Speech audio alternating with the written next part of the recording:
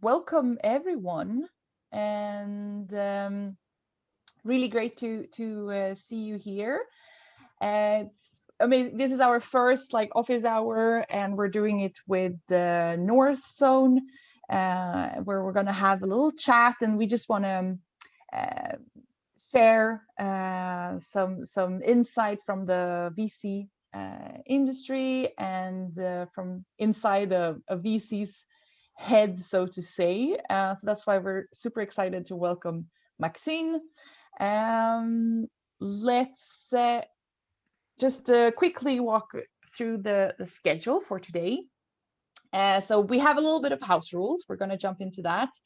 And then we're going to quickly present Fast Track Malmö and Northzone. So you know who we are and what we are doing if you haven't talked to any of us before. And then we're going to talk about the state of early startup financing in COVID-19 and how it might have changed this time and what is the trend at the moment for Northzone and VC in general. And then finally, we have the Q&A with other questions, and you can ask questions in any area at all. So from before, we have a bunch of questions that already been asked, but please, if you have more questions that you haven't asked in the sign up form, then you can put them in the chat, and Nino will be active in the chat and make sure that we hear your questions. Great. So very quickly, house rules, like please keep your mic on mute so that so I'm going to moderate this event, and then Maxine will answer your questions. You're welcome to come and go as you want. I guess maybe some people have meetings or whatnot, so don't hesitate to leave if you need, or come back when you can. Yeah, let's make this interactive and comment or ask questions in the chat, or keep your video on so we can see when you're nodding your heads or whatever you might be doing. And this event is recorded, so you'll have access to the replay afterwards if you would like. All right, so here today, let's talk about, I just quickly want to talk about Fast Track Malmö. So we're an accelerator in Malmö, surprise, surprise, in Sweden. And look, this is how the sunny side of Malmö look like. Our accelerator program goes on from March to May, and we usually accept between 7 and 10 companies. Startups and founders, they join us because they're looking for great advice. We share our European community of VCs, founders, and other experts. And because they're looking for a seed investment. So that's really our USP, is that our unique selling point is that startups join because they are looking to raise capital after the program, and especially the best timing is if you're looking to raise capital, raising around between 1 and 3 million euros after the program. That's really our sweet spots. And applications are open at the moment, so don't hesitate to apply if you think this would be interesting. So you can apply until December. And with us today, we have, so from Fast Track Malmö, it's me, Melinda Elmborg. I'm the accelerator co-lead at Fast Track Malmö. I've started like a month and a half ago, so please be nice. I'm new at my job. I was previously a VC investor, and that's how I first came to know about Fast Track Malmö, actually. However, what I didn't like about the investor job is that you spend a lot of time just interviewing startups, but not really helping them, and spending a lot of time saying no to founders. And I didn't feel like that was very productive. So I left 2.5 years ago now and started coaching startups instead, so I could help anyone that I met. So my focus areas are helping startups with metrics, but also with fundraising. And the company I was doing it as an individual coach with my company called Startup Action.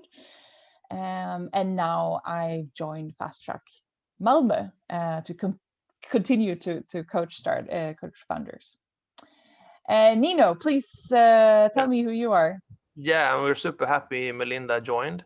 I'm Nino. I'm an entrepreneur. I love to build companies, and I love to help others build theirs. I come from a background. I've started a couple of companies. I failed some, and some went a bit better. My last company called Framkalla.com. We bootstrapped actually without any VC funding to a 1 million yearly revenue ARR.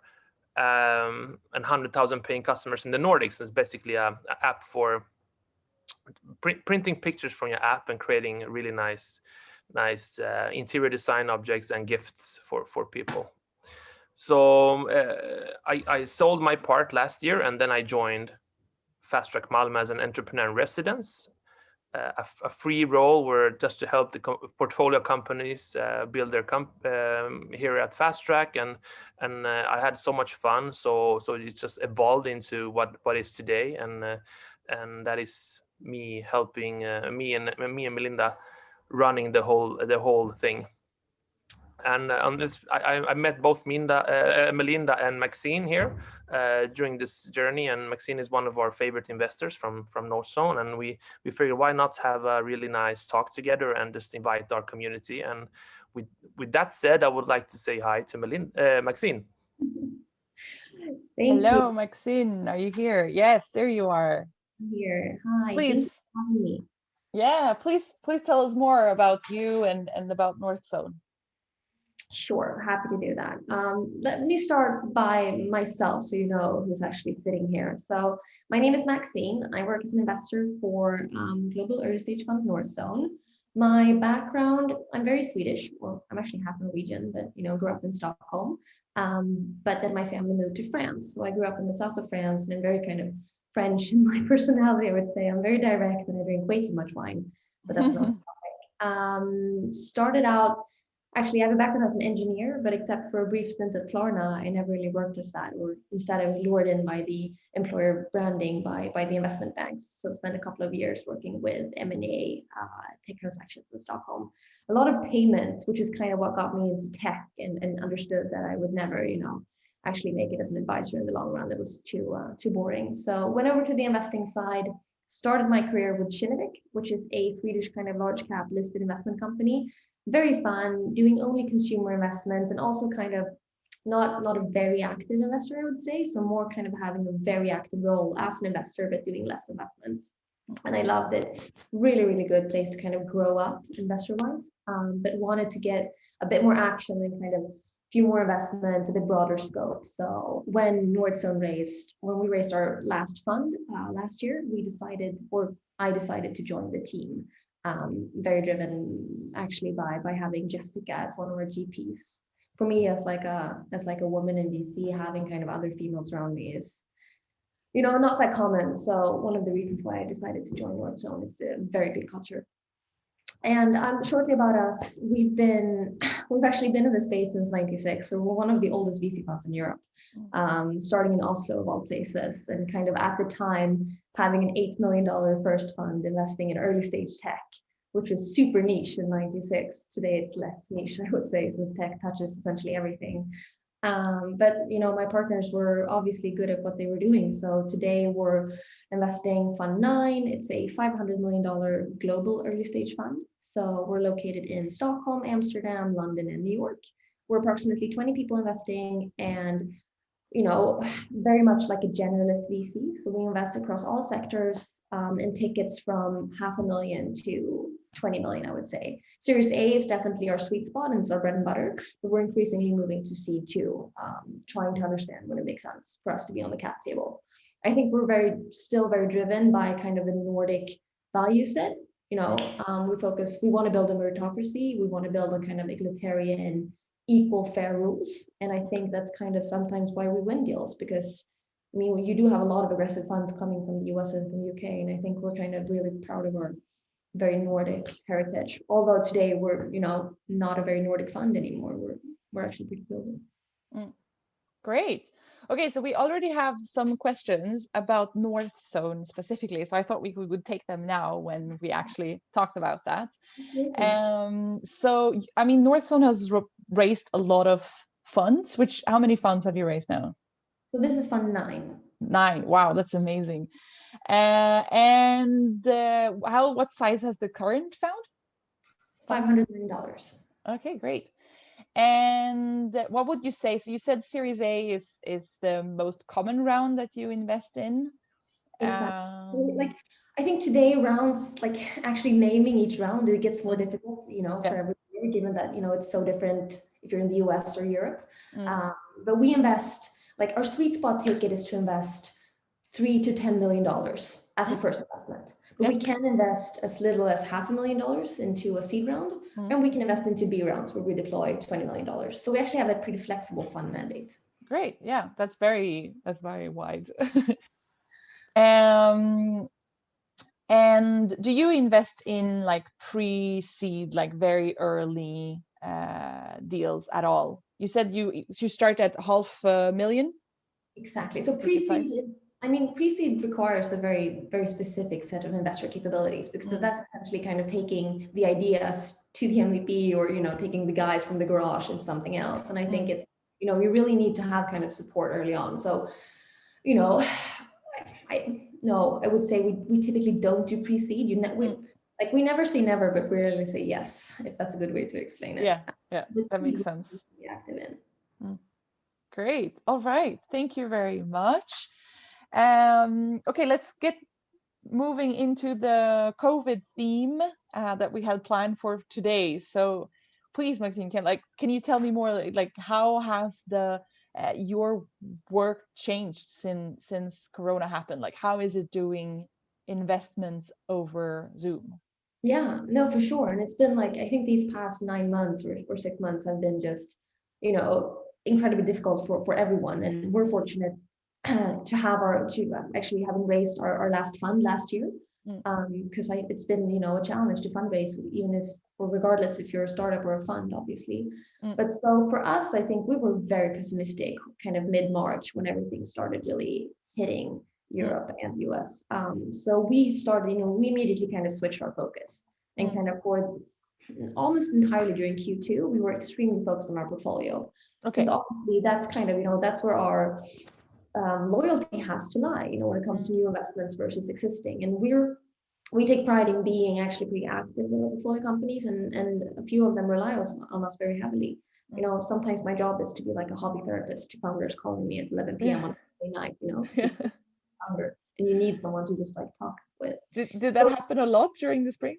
Yeah, no, for sure. We spent it was, board meetings every week. And even though like we have a lot of tech companies, obviously they weren't as affected as like other companies, but you would always have these kind of ripple effects and churn and what have you. So a lot of focusing just like getting the portfolio to not just survive, but also be able to kind of grow and learn from this.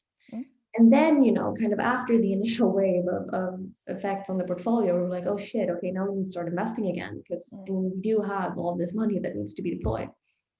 And, I think a lot of us are very kind of gut feel driven investors. So for me, it's so important to be able to go out, and have lunch with a founder and see is this person, not just when talking with me, folks in a meeting, but like, is this person, are they rude to waiters? Do they say thank you? It's like, what kind of, human being is this? Because that's super important to me. And that was really difficult because over Zoom, you're so focused and you're doing it like an hour and half an hour. So it was like we had to kind of figure out ways of getting past that. And it's like, for us, that meant trusting our gut to a larger extent than we perhaps had before. But then we actually found out that kind of what with everyone adapting, investing over Zoom wasn't actually that difficult. So I think we signed our first pure Zoom non-meeting, like physically having met investment in July. And that went well. So, and unfortunately I can't disclose it yet because we actually haven't closed it, but once I'll tell you what it is. All right. But do you think that since Q3, has your like investment pace decreased compared to like last year, or are you keeping up with the same pace as before? Well, that's the thing. I think Q2 was just like incredibly calm. We also heard I think we heard rumors about some funds even having issues with their LPs. Yeah. So I think as a founder, it's so important to understand when you're engaging with a fund and considering partnering up with them, what kind of LPs do these guys have? Because that kind of essentially determines how the fund sometimes must act. But anyway, so Q2 super calm, and then kind of July, August, nothing happens because it's summer across Europe. And then kind of September, it just exploded. Yeah. And I kid you not, I've never been as tired as I am right now. Like I've had these fall since ever. Yeah. But I think, I mean, it's kind of, you know, pretty expected because like nothing happened during Q2 and a lot of founders waited to go out and fundraise and a lot of funds also didn't deploy. So everyone's kind of, you know, ramped up like a perfect storm. And since then it's been heydays. And then to be fair, I mean, we also had actually a window there in kind of September when we could actually meet people physically. We could go for walk and talks in parks. We actually at some point actually flew, not supposed to say that, but we actually did. We flew to Prague. Okay. But still, so I think it was kind of a normal situation there for months. And now, I mean, we're used to kind of investing, but I would want to say that kind of the three things that we've seen from COVID is like, one, it's not actually as difficult to invest or resume as you would think initially. Secondly, rounds are happening much faster just because you know, they are digital. So you don't have, like previously, all the funds would just fly everywhere and meet the people in person physically. Now everything goes way much faster, which is so stressful sometimes. Okay. And then but good for founders, I guess. Yeah, exactly. Good for founders. And then third thing, I would say like we're seeing such an increased presence of kind of US funds in Europe because, you know, they were previously at a disadvantage because they weren't here. Yeah. And now, you know, physical presence doesn't mean anything anymore. So now open playing field for everyone. Yeah. Amazing. It's good for founders and stressful for us again. Yeah. All right. And what sectors or areas would you say are getting more investment from VCs in these times of a crisis? So this is Adolfo from Hola Home that asked that question. Well, I think it's like, I mean, essentially VCs are typically focused on tech, and everything that has like a solid tech background is still kind of, you know, popular and growing. But I would say kind of obviously we're not spotting trends before they happen, but we're reacting pretty quickly to them. So obviously anything kind of related to the future of work or those kind of topics have become increasingly important.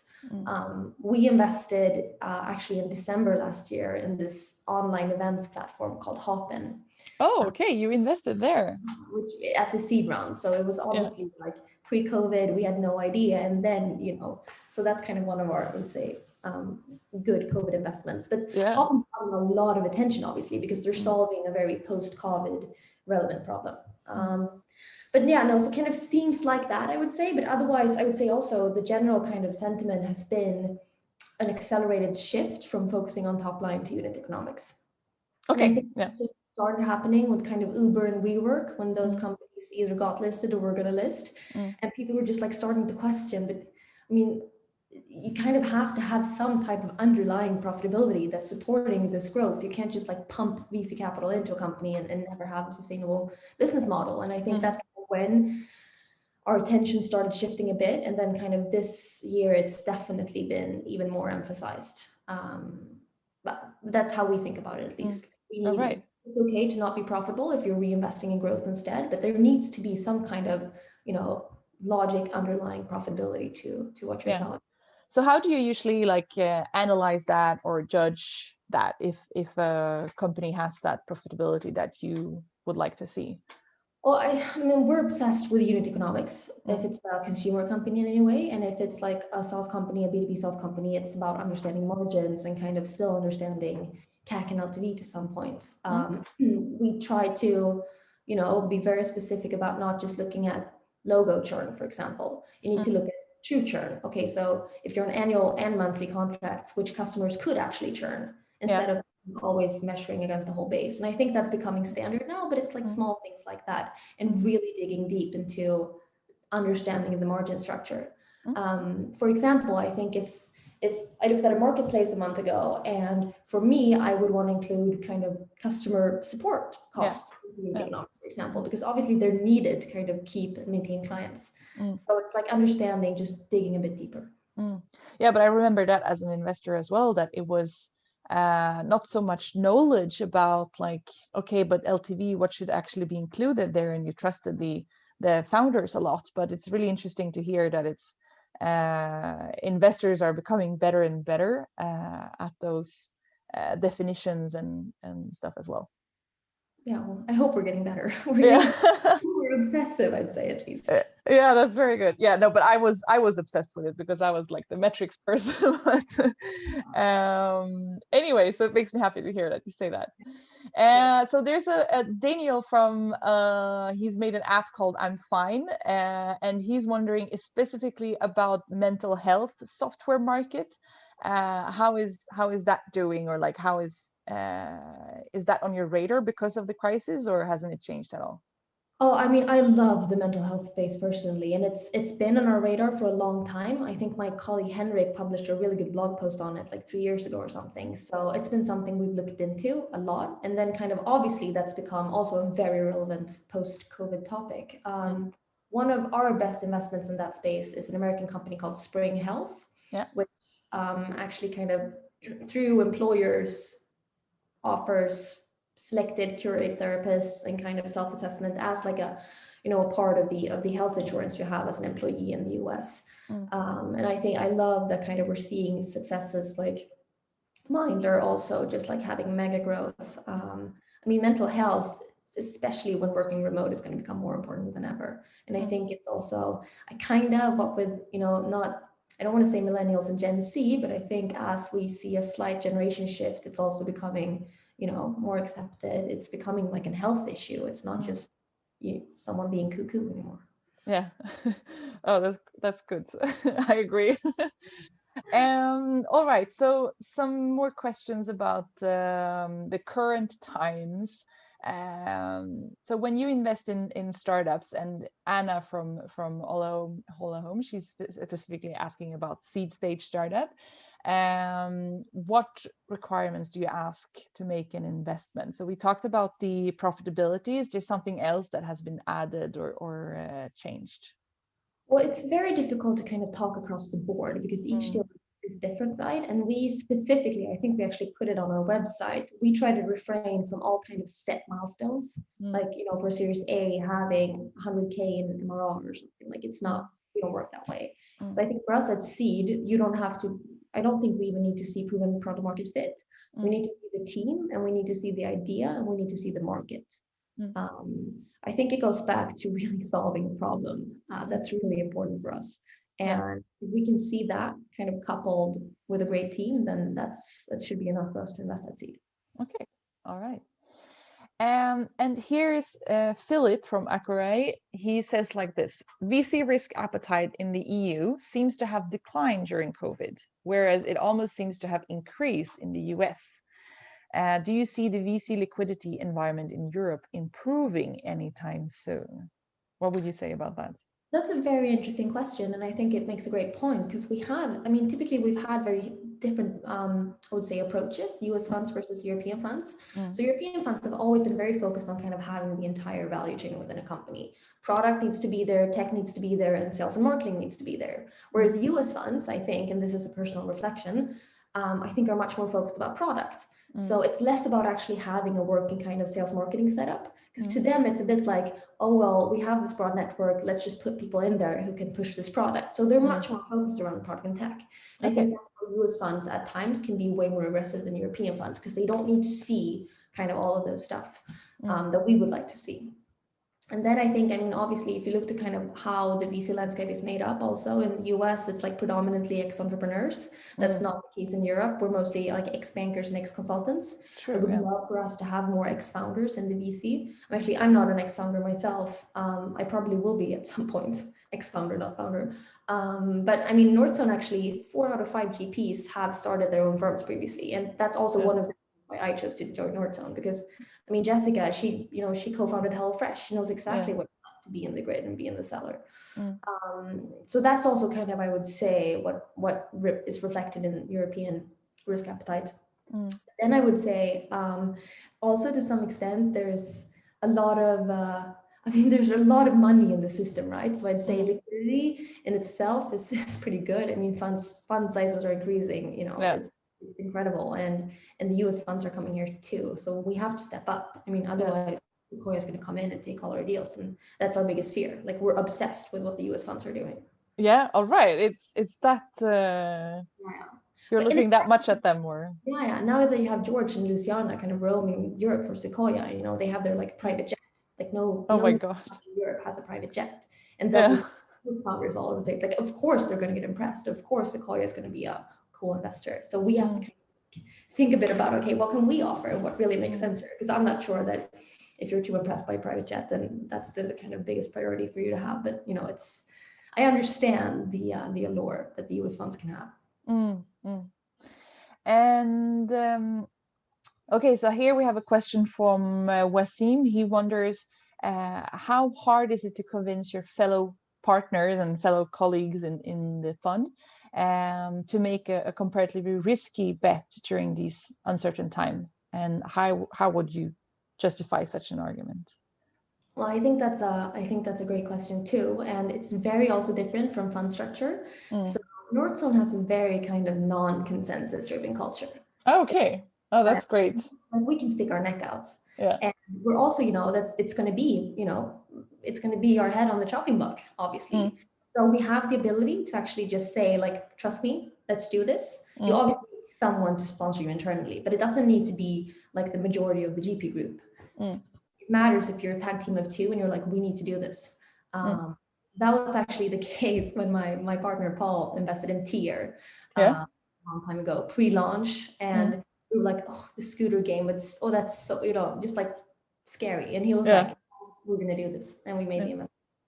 So for us, it's very kind of, you can stick your neck out, but a lot of funds require consensus across the board. So it's also kind of depending on how you are as a person. Yeah, I listened to a podcast with where Michael Siebel at Y Combinator was interviewed, and also talking about this consensus, like how do you actually pick startups. And he said that if they have weak yeses from like most of the partners or all of the partners, those were actually the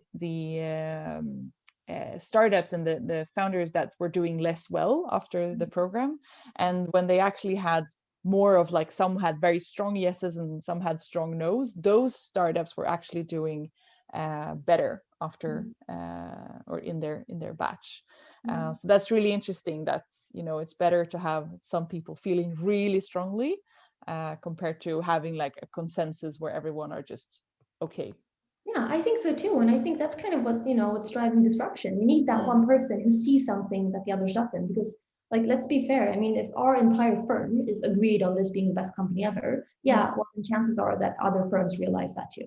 Yeah, so it's about, being a bit ahead of the game and seeing something in the entrepreneur or the market or whatever, and being able to swoop in.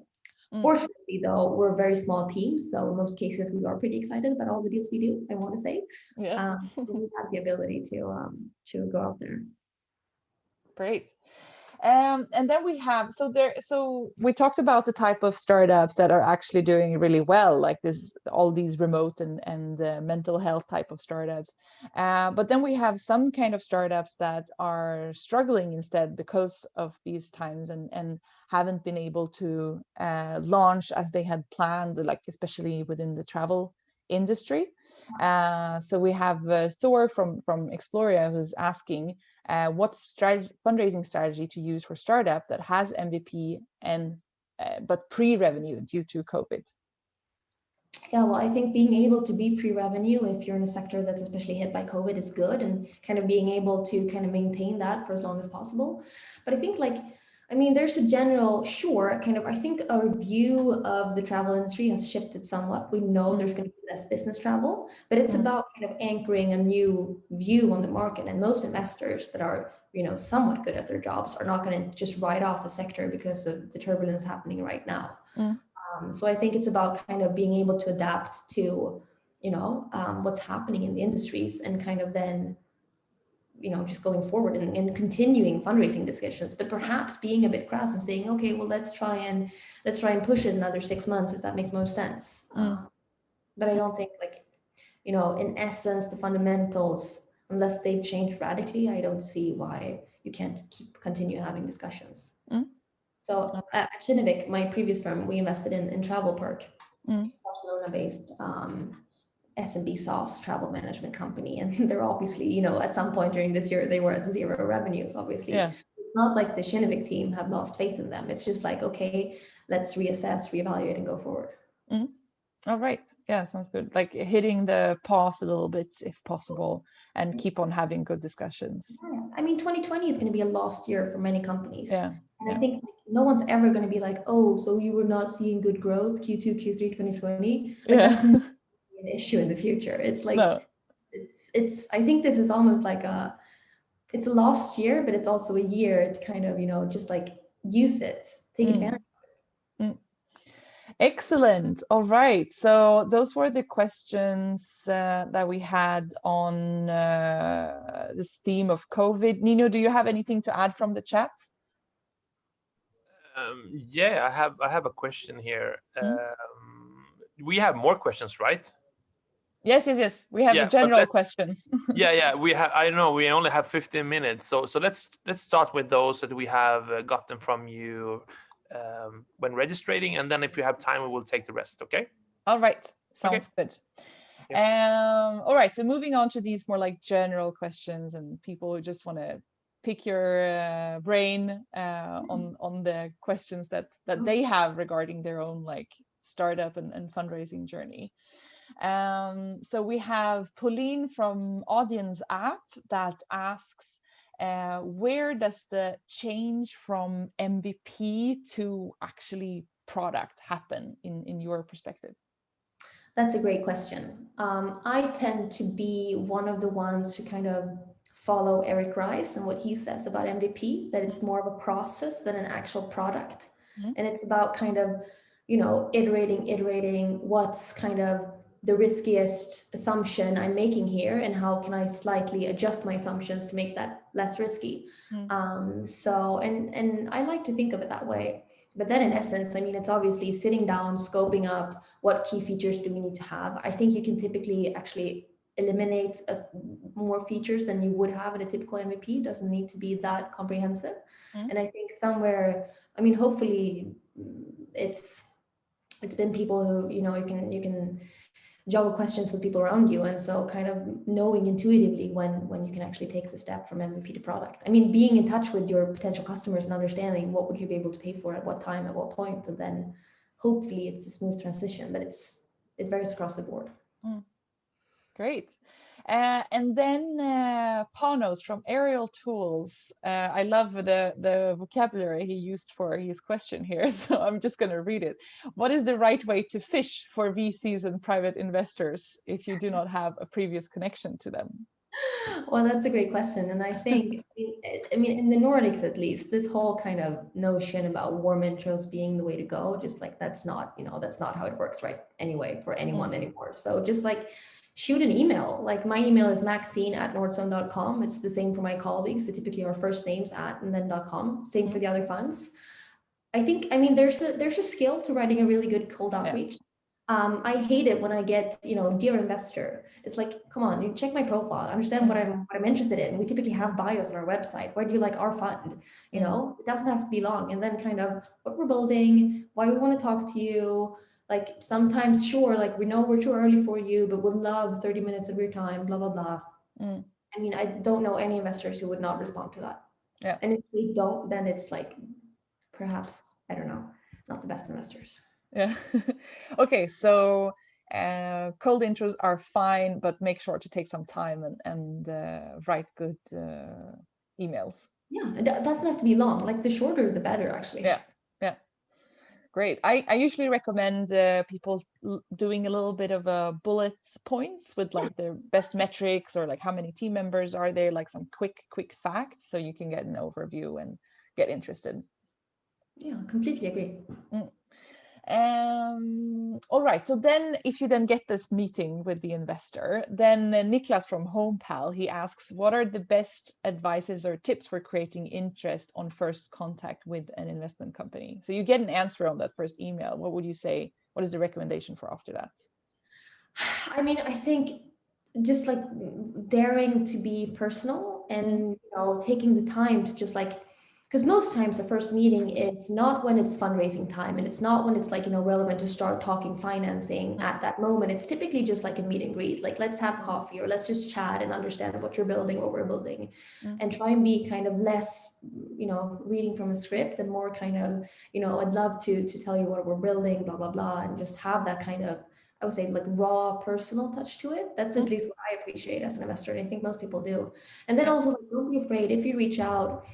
Sometimes, like I've worked the past 4 weekends, I've cleared my schedule, I haven't met my friends in a month. Like sometimes we are to speak, and then we're going to reschedule, but that doesn't mean that we're not interested in talking to you. It just means that, like, if you guys are still a bit early, then we can talk in December. That's fine. So don't be put off if we sometimes reschedule, because unfortunately, like, our hours are like we only have 24 hours in a day, and sometimes we're really busy. Yeah, exactly. It can be a really intense time sometimes when it's a lot of deals that need to close at the same time.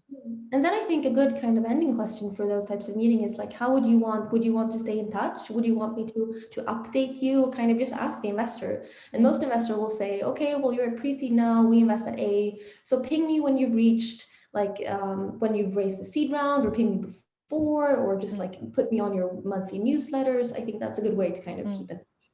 I remember asking a lot of founders when I was an investor, like, please keep on sending updates. But I think I received in total 2 of those emails, like as during my time as an investor. So there is a big opportunity for founders to actually take up the investor when they ask you to send updates, and there are actually not so many coming in. No, I fully agree. And just like having super briefs, like emojis with metrics or whatever, what happened now? What do we want your help with? Blah, blah, blah. I think that's, because sometimes I feel that when a founder emails me and is like, hey, so we're still pre-seed, we spoke 6 weeks ago, do you want to jump on the phone for an hour chat? I'm like, I'm so sorry, I don't have the time. I'd love to catch with you. But just written communication sometimes in between the catch-ups is so much more efficient. Yeah, definitely. We force our teams at Fast Track Malmö to write investor updates. So, and this is a really good to ask you, are they doing that? You met our companies, right? Do you get any updates from the Fast Track Malmö companies? A few of them I do, and a few of them but I don't. Okay, good. Let's talk about who don't. So all right. And then we have Rokas from Charge Network, I think you say it, who's asking, like, what are if you had to pick like your 3 main criteria when selecting startups, what would that be? So for us, as we have a pretty big fund, it's important for us that the market is big enough to build a $1 billion company. So I would, that's kind of the first big market, number 1. Second, good team. Like a team where that these guys aren't just gonna, they're quitting their jobs, they're doing this. They're not just doing this as like a pastime hobby and kind of, having that, but also being aware of what they need to add to the team, and kind of having insights into, like, we complement each other this way, or we need like a technical person or a commercial person. So market is more like a prerequisite, but team is everything. That's how I would put it. And then third, I mean, I would say 2, market and team. Okay, 2. Okay. Would you ever invest in a single founder? Yeah, we have, and it's obviously more demanding kind of from that single founder, because they need to kind of not prove to us, but they need to be able to kind of handle a wide array of factors to run in their company. So it puts more pressure on the founder. But yeah, we have for sure. All right, we have one more question here from the document, and then we have maybe some questions in the chat for our last. We have five more minutes, so we'll be quick with these last questions. But this is regarding hardware. I got 2 questions regarding hardware, but I merged them into one. Just hearing, like, do you at Northzone consider making seed investments in hardware? And especially if it's in green tech, would that make a difference? I think we tend to shy away from hardware, being very transparent here. We do invest in hardware. I mean, again, we're invested in Tier. They're doing physical scooters. That's not pure software. But it's rare for us because we need to see that there's kind of tech and unit economics that kind of set off the hardware part, if you know what I mean. So at seed, we would probably, given that Series A is our focus, we would probably be more skeptical at seed than we would at Series A. Yeah. And we typically tend to kind of shy away from too hardware-driven projects. But we don't. I mean, it's not like a hard no from us. Yeah, but it's like if the hardware is quite commoditized, with that, and then it's the value is actually brought by the software. Is it? Exactly. That will make it kind of easier for us than kind of having these like super intense, mega hardware-driven companies. Because they typically, I mean, to be honest, VC funding is not for every company either. That's an important thing to think about. Like, we need our fund structure and our kind of investors. I mean, we're required to kind of return profits in a certain amount of time period. So it's not the best for all kind of hardware or very kind of research heavy companies or kind of med tech, biotech, pharma companies. Then perhaps another kind of more family office implementation capital would make more sense. True. Yeah. And would you say that you're in, like, what is your approach to like impact and climate tech in general? I mean, we don't have like an like a communicated strategy around these topics, but I mean, we're not stupid. We're seeing the growing importance of this, and we're evaluating it like we would evaluate, HR tech sauce. It's for us, it's another area where it makes a lot of sense for us to look at investments. And there's a few out there currently that I think are interesting and tracking. But then also, I mean, there's a lot of like with any other kind of sector, there's a lot of companies that aren't actually really the perfect fit for VC capital. And to them, go for something else because it's not going to be a perfect fit always. All right. So we have 2 minutes for some last questions from the chats. Melinda, I think you stole my question. So I have like 2 people, Hans-Jörgen and Hanne, asking hardware-software combo. Yes. I think you answered that, right? Yeah. And then we have like your take on investing position on circular economy and upcycling food. I think we kind of answered that as well, like in the last question. And then we have one more. So, what your views on edtech startups? Well, edtech I love personally as a space. So I work with 2 of our edtech companies, one called Labster, which is like immersive digital labs for universities, and one called Kahoot, which is this pretty cool Norwegian kind of gamified edtech company. And edtech is difficult because of the sales cycles, and it takes a lot of understanding from kind of the founders, whether to scale B2C or B2B2C or, however that is. And that's why I think a lot of people tend to be a bit kind of, not skeptical, but tend to shy away from edtech at points. But I think I love it. I think founders need to really know how to scale and who they sell to. Yeah, right. that was asked from Farnas. She has a edtech company as well called Queenseye. So thank you. I don't know. We don't have much time, Melinda. How do you wrap this wonderful discussions and then this wonderful office hour up? Yeah, well, first of all, thanks to Maxine for joining us. We're super happy and grateful that you wanted to join, and I hope all the founders enjoyed this little lunch session with you. If they have any follow-up questions or want to get in touch with you, how should they do that? Well, please just shoot me an email. I'm at maxine@northzone.com. So that should be simple. And if you forget that, just ping me on LinkedIn. And I typically. Amazing. Great. Well, thank you, Maxine. And for the founders who joined, if you haven't applied yet, please do at fasttrackmalmo.com/apply. We would love to see your applications for the spring batch. So that was it for today. So thank you everyone for joining. I was so happy to see you all here. And I hope we can do this again soon. Yeah. Thank you, Maxine. Thank you. Thank you. Bye, everyone. Have a great day. Bye. Bye.